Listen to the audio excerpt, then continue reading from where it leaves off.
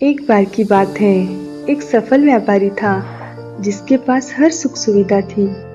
धन दौलत के तो मानो भंडार लगे हो। शहर में उस व्यापारी से बड़ा कोई नहीं था। यह सब धन दौलत व्यापारी ने खुद की मेहनत से कमाई थी। उसने रात दिन मेहनत की, व्यापार को समझा, व्यापार को बढ़ाया और न जाने कितनी कोशिश की, तब जाकर वह इस मुकाम पर पहुंच पाया था। व्यापारी बहुत दयालु प्रवृत्ति का इंसान था। वह हमेशा धार्मिक कार्य किया करता था और दान भी दिया करता था। व्यापारी की एक लड़की थी जो विदेश में पढ़ा करती थी और एक लड़का था जो पढ़ाई पूरी करके व्यापार करने आया था।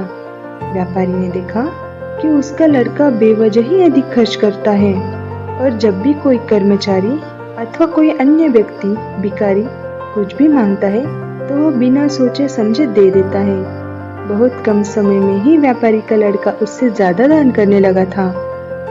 एक दिन व्यापारी ने अपने लड़के को बुलाया और कहा, तुम मेरी कमाई हुई दौलत को उड़ा रहे हो। तुमको क्या लगता है यह दान करना सही है? क्या तुमको पता है दान कब करना चाहिए और क्यों करना चाहिए? तुमने अभी तक 1 रुपया भी नहीं कमाया है, इसलिए तुमको इसकी कीमत का अंदाजा नहीं है। पहले तुम कर्मचारी की तरह पूरा महीना काम करोगे, उसके बाद जो पैसे तुम्हें तनख्वाह के रूप में मिलेंगे उससे तुम दान करना। फिर देखना तुम्हें मेरी बात समझ में आ जाएगी। व्यापारी के लड़के ने पिता की बात मानी और 1 महीना कर्मचारी की तरह काम किया और जब उसको तनख्वाह मिली तब उसको समझ में आया कि पैसे की कीमत क्या होती है। और जब उसने अपनी तनख्वाह में से पैसे दान किए तब उस दान से जो आनंद मिला वह भी उसे समझ में आया।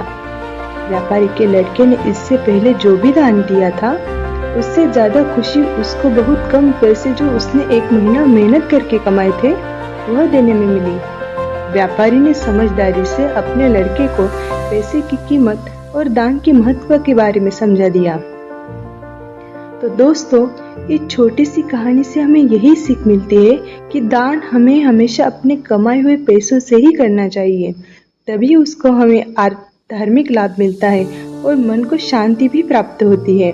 जब तक हम पैसे नहीं कमाते तब तक हम उसकी कीमत के बारे में नहीं समझ पाते। दोस्तों, कहानी अच्छी लगी हो तो लाइक, शेयर और सब्सक्राइब करें। धन्यवाद।